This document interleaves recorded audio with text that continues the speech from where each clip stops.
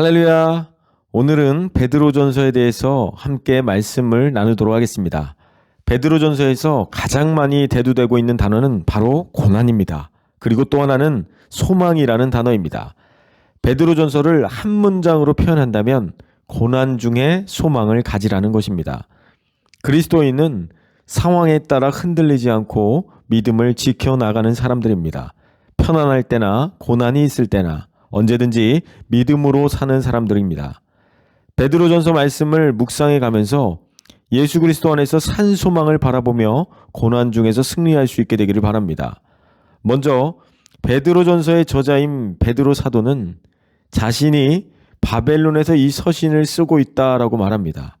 바벨론이라는 지명은 요한계시록에도 등장하지만 그 바벨론을 말하는 것은 아니며 이때 당시 기독교인들에게 바벨론은 기독교를 탄압하는 로마를 가리키는 암호 같은 이름이었다고 유추하는 것이 가장 타당합니다.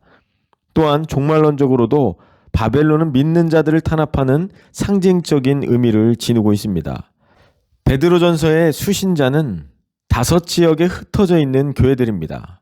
여기서 흩어진이라는 헬라어 단어에서 디아스포라라는 말이 나왔으며 당시에는 예루살렘 밖에 사는 유대인들을 디아스포라라고 불렀습니다. 그러나 이 단어는 베드로 서신서에서 천국을 떠나 사는 모든 믿는 자들을 은유적으로 일컫는 말로 사용되기도 합니다. 베드로전서를 기록한 시기는 서신서의 내용에 따르면 이들은 박해를 받고 있었으며 네로 황제 때로 보는 것이 가장 타당합니다. 단지 바울의 순교를 언급하지 않은 것으로 보아 네로 박해 바로 전인 주후 64년에서 65년에 쓰였다고 볼 수 있습니다. 베드로전서를 기록한 목적은 고난 중의 소망을 이야기하는 서신서입니다.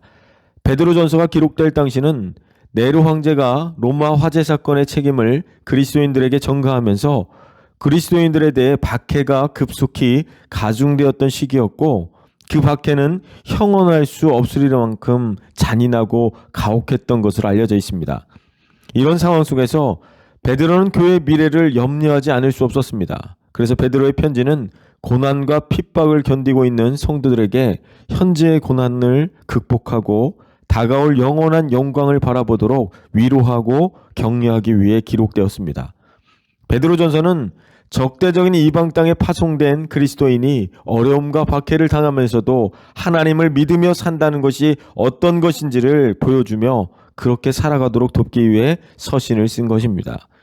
베드로전서 전체를 요약해보면 베드로 사도는 올바른 모습으로 앞으로 다가올 영원한 영광에 대한 관점으로 현재 당하는 고난을 생각해보라고 권면합니다. 영원에 비한다면 이 세상의 고난은 잠깐이라는 것입니다. 그러기에 고난과 핍박을 받을지라도 주도적인 믿음 생활을 하는 것이 중요합니다. 베드로 사도는 단순히 관점을 변화시켜 기독교인의 삶에 대한 오해와 편견을 극복하라고 권면하지 않습니다. 그보다 우리의 신앙이 예수님께서 우리를 위해 고난당하셨기에 우리도 그의 고난을 생각하며 이겨나가야 한다는 핵심적인 진리에 근거해야 한다고 제시합니다. 하나님을 위해 살면서 당하게 되는 고통은 예수 그리스도의 고난에 참여하는 것이며 다가오는 영원한 영광에 비하면 그 기간은 잠깐이라고 가르칩니다. 사도 베드로는 구약 속 하나님의 백성들과 현재 교인들과의 유사성을 부각시킵니다. 이스라엘과 같이 교회도 하나님의 새로운 백성으로 거룩히 요구된다고 주장합니다. 교회가 핍박과 고난을 받는 것은 악한 세상에서 거룩하게 살고자 하기 때문이라는 것이죠. 다르게 표현하자면 고난은 신앙생활을 해나가는 여정의 일부라는 것입니다. 베드로전서의 수신자들이 경험했던 삶은 구약과 신약을 성경으로 여기며 살아가는 현재 기독교인들의 상황과 유사하다고 할 수 있습니다. 하나님의 백성은 의를 위해 고난을 받아야 한다는 전제가 있기 때문입니다. 그뿐 아니라 애굽에 살았던 요셉이나 바벨론에 살았던 다니엘처럼 성경은 하나님의 백성이 이 세상에서는 나그네라는 사실을 다시금 분명히 합니다. 그런 의미에서 서신의 수신자들을 거류민과 나그네 같은 사람이라고 칭하는 부분이 더욱더 우리 마음 가운데 와닿는 것을 보게 됩니다. 그럼 제가 베드로전서 5장 8절의 말씀을 가지고 묵상해 보도록 하겠습니다. 5장 8절의 말씀을 보면 근신하라 깨어라 너희 대적 마귀가 우는 사자같이 두루 다니며 삼킬 자를 찾나니. 여기서 근신하다라는 본래의 뜻을 보면 술 취하지 마십시오라는 뜻을 가지고 있습니다. 술 취하지 말라는 원어가 근신하다로 개역개정 성경에서 번역되어 있는데, 근신하라는 말은 맑게 깨어있게 하라는 의미입니다. 성경에서 술 취하지 말라, 근신하라는 말씀은 단지 알코올 음료를 멀리하라는 뜻만 가진 말씀이 아닙니다. 사람의 생각을 느슨하게 만드는 모든 것을 포함하는 말씀입니다. 운전을 하는 사람이 술에 취하게 되면 운전을 똑바로 할 수 있을까요? 음주운전을 경계하고 음주운전을 하지 말라고 하는 이유가 다 있습니다. 그런데 그것을 무시한 채 음주운전을 하다가는 자기 목숨은 물론 다른 사람의 목숨까지도 빼앗아갈 수 있습니다. 여러분, 술에 취해 보셨습니까? 걷는 것조차 똑바로 걷지를 못하는 것을 보게 됩니다. 이 상태로 무엇을 할 수 있겠냐는 겁니다. 성경에서는 바로 이런 상태를 경계하고 있는 것이죠. 하나님의 거룩한 자녀들이 술에 취하거나 세상 문화나 취미생활, 도박, 게임, 돈, 이성 이런 것들의 마음을 빼앗기게 되면 우리의 영적인 삶이 무뎌지게 되어 있습니다.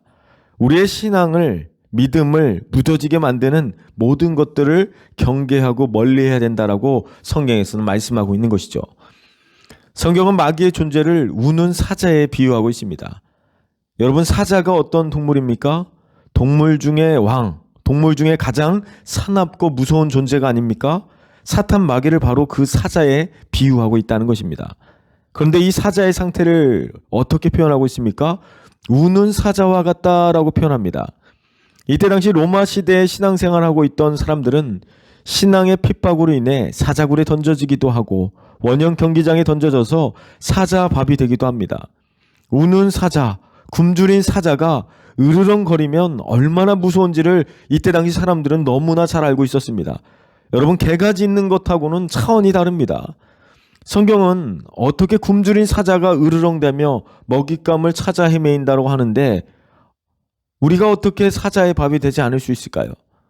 그것은 근신하고 깨어 있어야 된다라고 분명히 말하고 있습니다.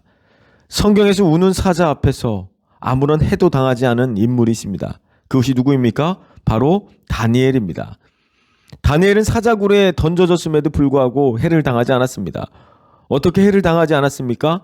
하나님이 천사를 보내셔서 사자 입을 봉인해 버렸기 때문입니다. 다니엘의 신앙적인 모습을 보면 매일 하루에 3번씩 기도했던 사람이라는 것을 알 수 있습니다. 기도하면 사자굴에 던져진다는 사실을 알고도 기도했던 사람이 바로 다니엘이라는 것이죠. 그래서 우리 또한 어떻게 생활해야 됩니까? 날마다 근신하며 깨어 살아갈 수 있는 저와 여러분들이 되셨으면 좋겠습니다. 동물의 왕국에서 사자들이 사냥하는 것을 보셨습니까? 무리에서 벗어나 있는 연약한 놈, 정신 못 차리는 놈, 그런 놈한테 은밀하게 다가간 다음에 그 다음에 사자가 사냥하는 것을 보게 됩니다. 잠시 한눈을 판 사이에 사자에게 목숨을 잃어버리는 것을 보게 됩니다. 우리가 사는 세상에 이 눈에 보이지 않는 영적 세계에서 사탄 마귀가 우는 사자처럼 삼킬 자를 찾아서 계속해서 영혼들을 집어삼키고 있다는 것이죠. 우리는 그런 삶의 현장에서 살아가고 있는 것입니다. 그러므로 우리는 하나님 말씀 앞에서 늘 근신하며 깨어 있어야 합니다. 순간순간 하나님을 의지하고 하나님의 인도하심을 통해 날마다 승리할 수 있게 되기를 주님의 이름으로 축복합니다. 이렇게 베드로전서 5장 8절의 말씀을 가지고 짧게 묵상해 보았습니다. 오늘 하루 나에게 주신 말씀을 붙들고 승리하실 수 있게 되기를 소망합니다. 기도하겠습니다. 사랑의 하나님, 사단 마귀는 우는 사자와 같이 두루 다니며 삼킬 자를 찾아 헤매는 이때에 근신하며 깨어 기도하는 저희들이 될 수 있도록 인도하여 주시옵소서. 오늘 하루도 하나님의 보호하심 없이는 사단에게 삼켜져 좌절하고 낭망할 수밖에 없는 연약한 존재임을 고백합니다. 하나님, 어떠한 상황 속에서도 소망을 잃지 않고 인내하며 말씀 안에서 반드시 승리할 수 있도록 붙들어 주시옵소서. 이제는 우리가 하나님의 성품을 가지고 이 세상 가운데 살아갈 때 예수 그리스도의 사랑을 증거하고 나타낼 수 있는 삶을 살아갈 수 있도록 인도하여 주시옵소서. 오늘 하루도 하나님을 닮아가고자 하는 거룩한 열망을 가지고 풍성한 열매를 맺어갈 수 있는 하나님의 백성들이 될 수 있도록 축복하여 주시옵소서. 예수님의 이름으로 기도드립니다. 아멘.